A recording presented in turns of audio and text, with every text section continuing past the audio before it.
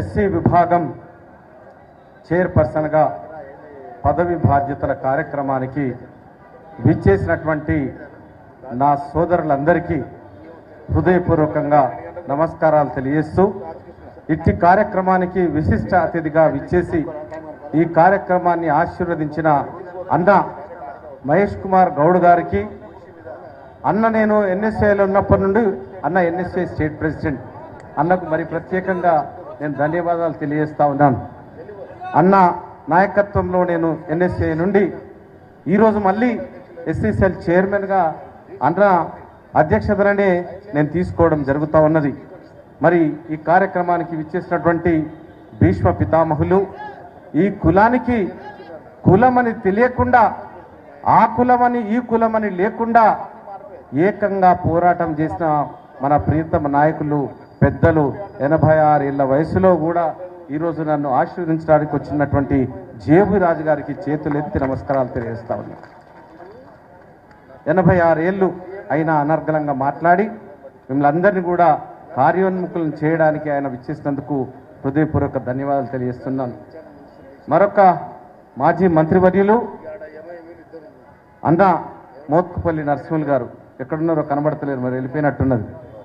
అన్న చిన్నప్పటి నుండి నేను మెడిసిన్ చదివే రోజుల నుండి ఆయన రూమ్లో ప్రిపేర్ అయ్యి ఎంబీబీఎస్ సాధించి అన్న 83లో ఎమ్మెల్యేగా ఉంటే ఆ ఎమ్మెల్యే ప్రచారంలో కూడా నేను తిరిగిన. ఆయన మంత్రిగా మైన్స్ అండ్ జియాలజీ చైర్మన్గా తన క్యారియర్ స్టార్ట్ చేస్తారు.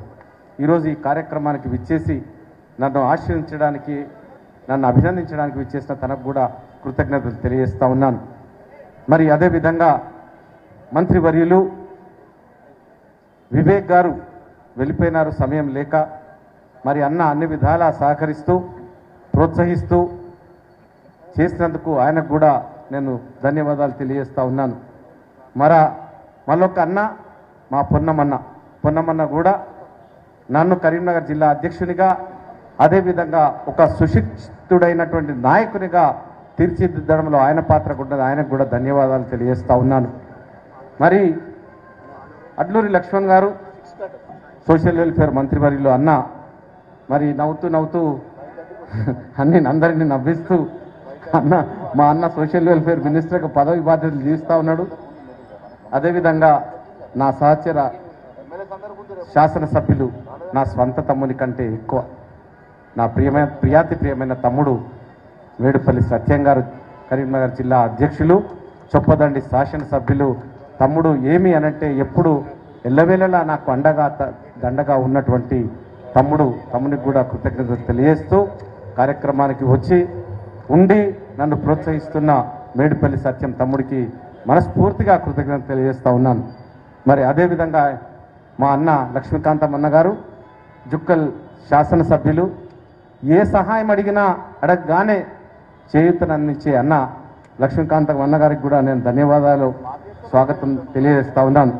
మరి చిన్నప్పటి నుండి నేను నాగరాజ్ అన్న శాసనసభ్యులు మా మంచి మిత్రులు. నేను మెడికల్ కాలేజీలో చదువుకునే రోజుల లోపల హాకీ గ్రౌండ్కు రోజు వచ్చి ప్రాక్టీస్ చేసేది. మా సీనియర్లు, నేను, తను అప్పటి నుండి మా పరిచయం. మెడికల్ కాలేజీలో 17, 18 ఏళ్ళు, 20 ఏళ్ళ నుంచి అంటే దాదాపుగా అన్న ఐపీఎస్ అయిండు, కమిషనర్ అయిండు, రిటైర్ అయిండు. ఆ అన్నకు కూడా మనస్ఫూర్తిగా ధన్యవాదాలు తెలియజేస్తూ ఉన్నాను. మరి ఈరోజే నాకు ఛార్జ్ ఇచ్చి కష్టపడి 6 సంవత్సరాలు అధికారంలో లేనప్పుడు ఎస్సీ డిపార్ట్మెంట్ను నడిపించి సమర్థవంతంగా ఒక సమర్థులైన నాయకులను తయారు చేసినటువంటి గొప్ప వ్యక్తి ప్రీతమన్న గారికి, తమ్ముడు ప్రీతం గారికి ధన్యవాదాలు తెలియజేస్తా ఉన్నాను. అదేవిధంగా మన కొండేటి మల్లన్న గారికి, మందుల శామ్యుల్ అన్న కనబడతలేడు, వెళ్ళిపోయాడు అనుకుంటా, ఉన్నాడా అన్న? నమస్కారం, సారీ. మా పెద్దడు మా అందరి లోపల అన్ని విధాల లోపల నిక్కచ్చిగా ముక్కమాటం లేకుండా మాట్లాడే వ్యక్తి, అన్ని నుజ్జు పుల్లు చేస్తాడు మా అన్న. మరి ఆ అన్న మందుల శామ్యుల్ అన్న పిలవగానే వచ్చి నన్ను ఆశీర్వదించినందుకు పెద్ద మనసుతో మరి మందుల శామ్యుల్ అన్నకు హృదయపూర్వకంగా నేను ధన్యవాదాలు కృతజ్ఞతలు తెలియజేస్తా ఉన్నాను. మరి అదేవిధంగా అన్న కొండేటి మల్లన్న, నమిన్ల సీనన్న, అదేవిధంగా వచ్చినటువంటి మాజీ మంత్రివర్యులు పుష్పలీల గారు, సారీ మా అందరికీ సీనియర్ అన్న పోరాటం చేసినటువంటి సంపత్ అన్న ఏఐసిసి సెక్రటరీ గారికి, మరి ఏ కార్యక్రమం ఉన్నా దళితుల పట్ల ప్రేమతో ప్రతి దగ్గర తను నేను 2-3 కార్యక్రమాలు అటెండ్ అయినాం. పిలవగానే వచ్చే అన్న ఏఐసిసి సెక్రటరీ, నేను మర్చిపోయినా ముందుగా చెప్పాలి పేరు, కానీ ఎందుకు అన్న అటు ఇటు కనబడుతున్నాడు కాబట్టి అన్నకు కూడా హృదయపూర్వకంగా ధన్యవాదాలు తెలియజేస్తా ఉన్నాను. ప్రతి సమస్య మీద మంచి అవగాహన ఉండి ఏ విధంగా చేయాలో అంటే చెప్పగలిగే నాయకులు మరి మన సంపతన్న గారికి మనస్ఫూర్తిగా కృతజ్ఞతలు ధన్యవాదాలు తెలియజేస్తా ఉన్నాను. అదేవిధంగా మా మాజీ ఎంపీ గారు, నా ఓటరు, మా నియోజకవర్గము, నాకు ఎక్కడి నుండో ఒక దగ్గర నుండి అయితే చుట్టమవుతాడు మా బాపు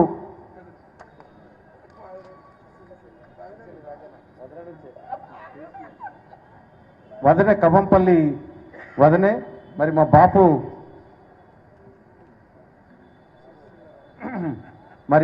బాపు సిరిసిల్ల రాజయ్య గారికి మనస్ఫూర్తిగా కృతజ్ఞతలు. ఈ వయసులో కూడా నవ్విస్తూ నవ్వుతూ హుషారుగా ఉంటూ ఇంకా ఆ చిలిపి చేష్టలు పోని ఆ యవ్వనంలో ఉన్నటువంటి వ్యక్తి మా సిరిసిల్ల రాజయ్య గారికి ధన్యవాదాలు కృతజ్ఞతలు తెలియజేస్తా ఉన్నాను. మర్చిపోయినా నేను చూడడం అన్నా వెనుక సైడ్. ఇంకా కృష్ణన్న గారికి, మరి నా సీనియర్ ఎమ్మెల్యే గారు, నాకన్నా ముందు మానకొండూరు శాసనసభ్యులు, నాకన్నా ముందు ఎస్సీసీఎల్ డిపార్ట్మెంట్ చైర్మన్ గారు, మా అన్న పెద్దన్న ఆరపల్లి మోహన్ గారికి, ఈ కార్యక్రమాన్ని అన్ని విధాల అన్ని తానై నడిపించినటువంటి మన ఆరపల్లి మోహన్ అన్న సోదరుడు ఆరపల్లి రాజేందర్ గారికి, లక్ష్మీకాంతరావు గారికి, అదేవిధంగా కృష్ణన్న గారికి, తమ్ముడు అన్ని విధాల రాత్రి పగలుండి ఇక్కడ కార్యక్రమాల్ని ఇదంతా ఏర్పాటు చేసినటువంటి తమ్ముడు ఐఎన్టీయూసీ సెక్రటరీ శివకుమార్ గారికి ధన్యవాదాలు హృదయపూర్వకంగా కృతజ్ఞతలు చెప్తున్నాను. ఇంకొక ఎస్సీ డిపార్ట్మెంట్ చైర్మన్ కృష్ణన్న గారికి కూడా ధన్యవాదాలు తెలియజేస్తా ఉన్నాను. ఎస్సీ డిపార్ట్మెంట్ నుంచి చాలామంది నాయకులు, రాచమల్ల జగన్ గారికి, నరేందర్ గారికి, ఇంకా వినోద్ గారికి, మరి మోహన్ అన్న నా పక్కనే ఉన్నాడు, పేరు మర్చిపోతా ఉన్నా, హెచ్ఆర్ మోహన్ గారికి, రామకృష్ణ గారికి, తమ్ముడు చిరంజీవి ఎక్కడున్నాడు చిరంజీవి గారికి, మా మందుల శామ్యుల్ అన్న పుత్రరత్నం శ్రీనివాస్ గారికి, అందరికి కూడా చుక్క శ్రీనివాస్ గారికి, సూర్య గారికి, అందరికీ వేదిక పైన నాయకులకు, వేదిక ముందున్న నాయకులకు, పత్రికా ప్రతినిధులందరికీ కూడా హృదయపూర్వకంగా నమస్కారాలు కృతజ్ఞతలు తెలియజేస్తా ఉన్నాను. మరి వీటన్నిటికీ కారణం, ఈ బాధ్యత తీసుకోవడానికి కారణం, నాకు అన్ని తానై నడిపించే మన అన్న మార్గదర్శకులు, పెద్దలు, ఒక చరిత్రాత్మకమైన నిర్ణయానికి నాంది పూరినటువంటి గట్స్ ఉన్న నాయకుడు మరి మన ప్రియతమ ముఖ్యమంత్రి రేవంత్ రెడ్డి గారు. ఆయన లేకుంటే ఈరోజు నేను ఎమ్మెల్యేను కాను, ఆయన లేకుంటే నేను ఈరోజు ఎస్సీ డిపార్ట్మెంట్ చైర్మన్ కూడా కాను. కానీ మరి నా కార్యక్రమానికి రాలేకపోవడానికి చాలా కారణాలు ఉండొచ్చు. ఆయనే నాకు టికెట్ ఇచ్చి, ఆయనే నన్ను ప్రోత్సహించి, డాక్టర్ సాబ్ అని ప్రేమగా ఆప్యాయతగా పిలుచుకునే ఒకే ఒక్క మగాడు మన రేవంత్ అన్న. దళితులు 30 సంవత్సరాలుగా ఒక సమస్యతోని వేధింపబడతా ఉన్నారు, ఇరు వర్గాలుగా విభజింపబడ్డరు. ఏది ఏమైనా మొన్న సభలో చెప్పినట్టు, నేను బలహీనుల వైపు ఉంటాను, నేను కర్ణునిలాగా ఉంటాను, కర్ణుడు మాట ఇస్తే స్నేహానికి నిలబడతాడు, రేవంత్ రెడ్డి గారు మాట ఇస్తే ఆ మాటకు కట్టుబడి ఉండే వ్యక్తిత్వం మన ముఖ్యమంత్రి రేవంత్ రెడ్డి గారిది. ఆయన చలువ వల్ల ఈరోజు నేను ఎస్సీ డిపార్ట్మెంట్ చైర్మన్గా పదవి బాధ్యతలు స్వీకరిస్తా ఉన్నాను. మరి మన కేంద్ర నాయకులు, నేషనల్ ప్రెసిడెంట్ మరి రాజేంద్రపాల్ గౌతమ్ గారికి కూడా ధన్యవాదాలు తెలియజేస్తా ఉన్నాను. మరి ఈ రాష్ట్రంలో నాకు అన్ని విధాలా సహకరించి, నన్ను ప్రోత్సహించి, మరి ఎవరన్నా ఉన్నారు అనంటే ఆమెకు నేను కృతజ్ఞతలు చెప్పకపోతే ఆమె నా భార్య డాక్టర్ అనురాధ గారు. నా పిల్లలు కూడా నాతో ఉండి అన్నిట్లలో నాకు కష్టపడి నాకు ప్రోత్సహించినటువంటి నా కుమారుడు అంకిత్ నారాయణ గారికి, అదేవిధంగా నా కూతురు డాక్టర్ శ్రేయా నారాయణకి, నా మరదల అరుణ గారికి, ఇంకొక మరదలు మిసెస్ ప్రసన్న గారికి, అందరికి కూడా నేను ధన్యవాదాలు తెలియజేస్తా ఉన్నాను. ఇంట్లో సహకారం లేకపోతే ముందుకు నడవదు. నేను డాక్టర్గా ఉండడానికి కానీ, డాక్టర్గా ప్రాక్టీస్ చేయడానికి కానీ అన్ని విధాల తోడ్పడ్డటువంటి కుటుంబ సభ్యులందరికీ కూడా ఈ పదవి స్వీకార సమయాన వారికి శిరస్సు వంచి కృతజ్ఞత తెలియజేస్తా ఉన్నాను. మరి ఇది నేను ఎందుకు ఇచ్చినాడు మా రేవంత్ అన్న అని నేను చాలాసార్లు ఆలోచించిన. అరే చదువుకున్న చదువుల్లో కూడా రకరకాల చదువులు ఉంటాయి. ఎంబీబీఎస్తోనే ఆపిటోళ్ళు ఉంటారు. మరి పీజీలో మంచి పీజీ, అప్పట్లల్లో గొప్ప పీజీలు ఏమంటే ఎంఎస్ఏ, పెద్ద ఎంఎస్ జనరల్ సర్జరీ అంటే వాడు టాప్ డాక్టర్. మరి ఆ టాప్ డాక్టర్ కావాలంటే మనం ఒక టాప్ ర్యాంకులో ఉండాలి. మరి అంత కష్టపడి సాధించి ఒక అసిస్టెంట్ ప్రొఫెసర్గా, ఒక అసోసియేట్ ప్రొఫెసర్గా నా జీవితాన్ని ప్రారంభించిన. మరి అన్ని ఇన్ని కాదని తీసుకుపోయి డాక్టర్ సాబ్ నువ్వు ఎస్సీసీఎల్కు చైర్మన్గా ఉండాలని మరి మా అన్న రేవంత్ అన్న చెప్పినాడు. మరి ఎందుకు చెప్పినాడో నాకైతే తెలియదు. పార్టీ పదవిని ఆల్రెడీ డీసీసీ ప్రెసిడెంట్గా, కరీంనగర్ జిల్లా ప్రెసిడెంట్గా 6 సంవత్సరాల పైచీలకు నేను నిర్వహించాను.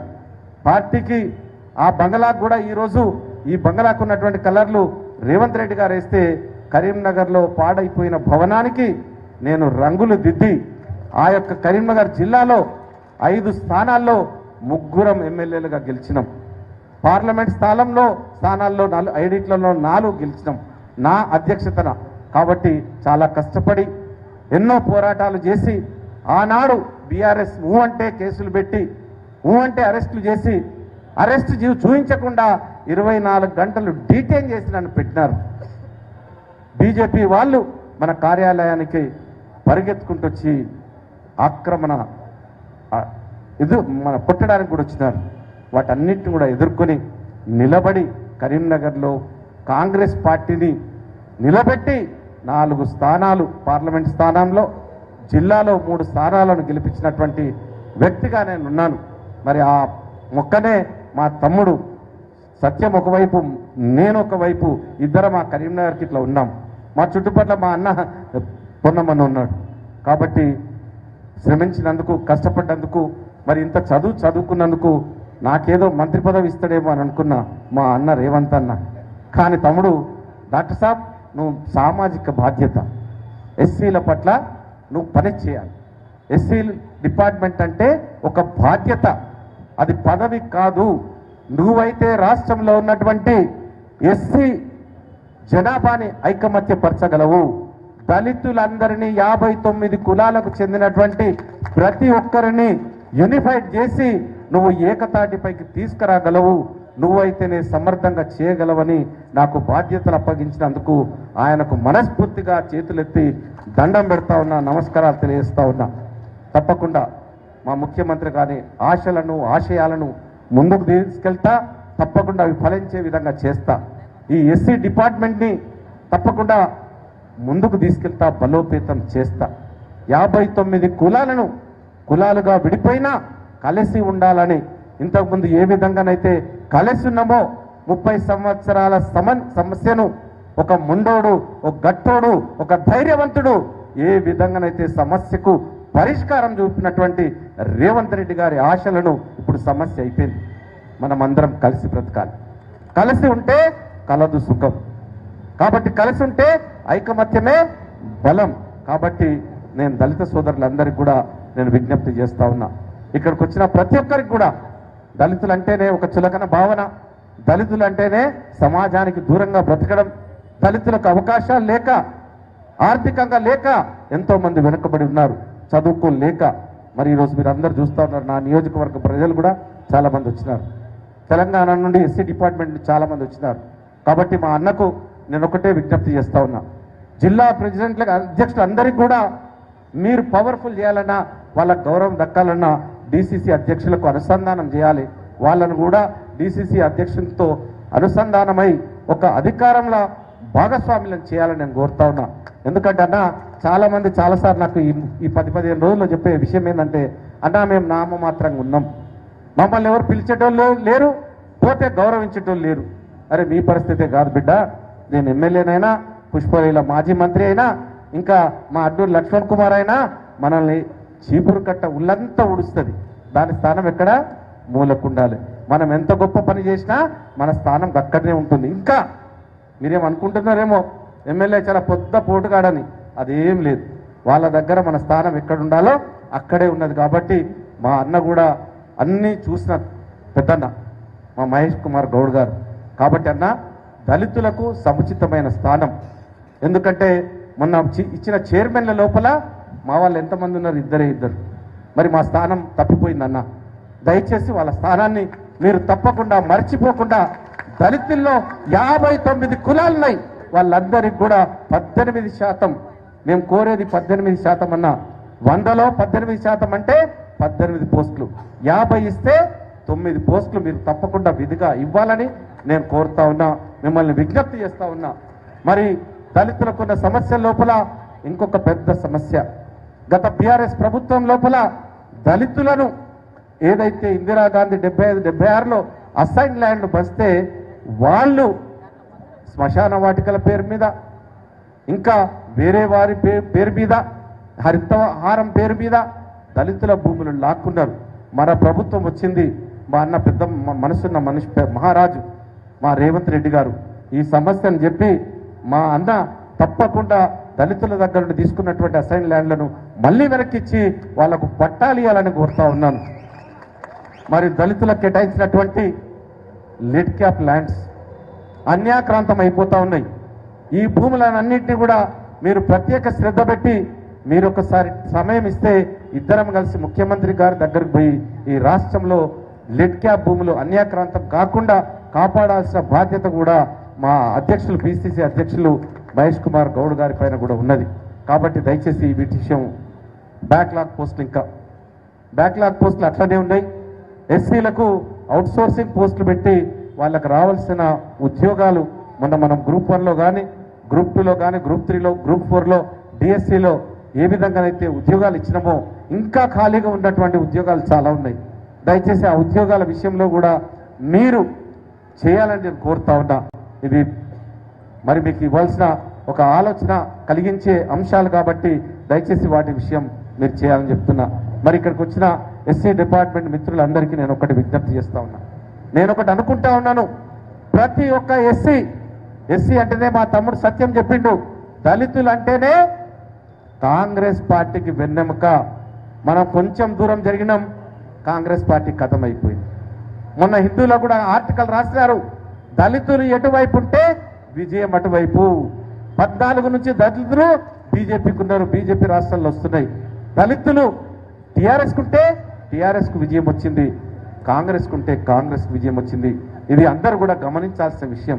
కాబట్టి మనమందరం కూడా ఒక సభ్యత్వ నమోదు కార్యక్రమము ప్రతి గ్రామం వరకు, ప్రతి దళిత వాడల్లో కాంగ్రెస్ పార్టీ సభ్యత్వాన్ని నమోదు చేయాలి, వారికి ఇన్సూరెన్స్ కూడా కల్పించాలని నేను కోరుతా ఉన్నా. స్పెషల్గా మా దళిత సమాజానికి మీరు తప్పకుండా ఇవ్వాలన్నా. ఎన్నిచ్చినా ఏదన్నా పెద్ద రోగం వస్తే కార్పొరేట్ హాస్పిటల్కు పోక తప్పట్లేదు, జేబులకు సంపాదించుకున్న డబ్బులను ఖర్చు పెట్టక తప్పట్లేదు. కాబట్టి ఈ విషయాలన్నీ కూడా విని కమిటీలలో తప్పకుండా అన్నకు పిసిసి అధ్యక్షులు అయిన తర్వాత మనల్ని 4 డిసిసి అధ్యక్షులుగా చేస్తున్నారు. సరే, అన్నకు ధన్యవాదాలు తెలియజేస్తా ఉన్నాం. మరి ముఖ్యంగా అన్న ఈ సభ్యత్వ నమోదు కార్యక్రమాన్ని మీ చేతుల మీదుగా ప్రారంభించి తప్పకుండా ప్రతి గ్రామంలో, ప్రతి దళిత వాడలో ప్రతి ఒక్కరూ కాంగ్రెస్ పార్టీ సభ్యత్వం తీసుకోవాల్సిందిగా, చేయవలసిందిగా ఇక్కడికి వచ్చిన ప్రతి ఒక్క దళిత నాయకుని నేను చేతులెత్తి ప్రాధేయపడతా ఉన్నాను. కాంగ్రెస్ పార్టీతో మనం ఉంటేనే కాంగ్రెస్ పార్టీ రిజర్వేషన్స్ ఇచ్చింది, కాంగ్రెస్ పార్టీ ఉద్యోగాలు ఇచ్చింది, కాంగ్రెస్ పార్టీ బ్రతకడానికి, ఉండడానికి, సగౌరవంగా బ్రతకడానికి భూములు ఇచ్చింది. కాంగ్రెస్ పార్టీ గుడిసెల్లో ఉండే మన బ్రతుకులకు గూన పెంకుటి ఇల్లు ఇచ్చింది. ఈరోజు మన రేవంత్ రెడ్డి గారు ఇందిరమ్మ ఇళ్ళనిచ్చినారు. బ్రతకడానికి, తిండి తినడానికి రైట్ టు ఓట్ ఇచ్చినారు, రైట్ టు ఫుడ్ ఇచ్చినారు, రైట్ టు ఎడ్యుకేషన్ ఇచ్చింది. ఇవన్నీ కాంగ్రెస్ పార్టీ లేకపోతే మీరు గత ప్రభుత్వంలో దళితులను ఏ విధంగా ఊచకోతకొస్తున్నాడో, అవమానపరిచినాడో మీరందరూ కూడా కేసీఆర్ యొక్క నియంతృత్వ పాలనను చూస్తున్నారు. అదేవిధంగా రాజయ్యకి ఇచ్చిండా, లాత్ కొట్టి బర్తరఫ్ చేసిండు. బర్తరఫ్ చేయడం ఎందుకయ్యా? నీ మంత్రివర్గంలో ఉన్నప్పుడు పక్కకు జరిపి నాయన నువ్వు రిజైన్ చేయంటే చేస్తాడు. కానీ అవమానకరమైన రీతిలో గత ప్రభుత్వంలో అవమానాలు జరిగినాయి. కానీ ఈ ప్రభుత్వంలో ఏ ప్రభుత్వం ఇయ్యనటువంటి చిన్న రాష్ట్రంలో 18 మంది మంత్రులుంటే అందులో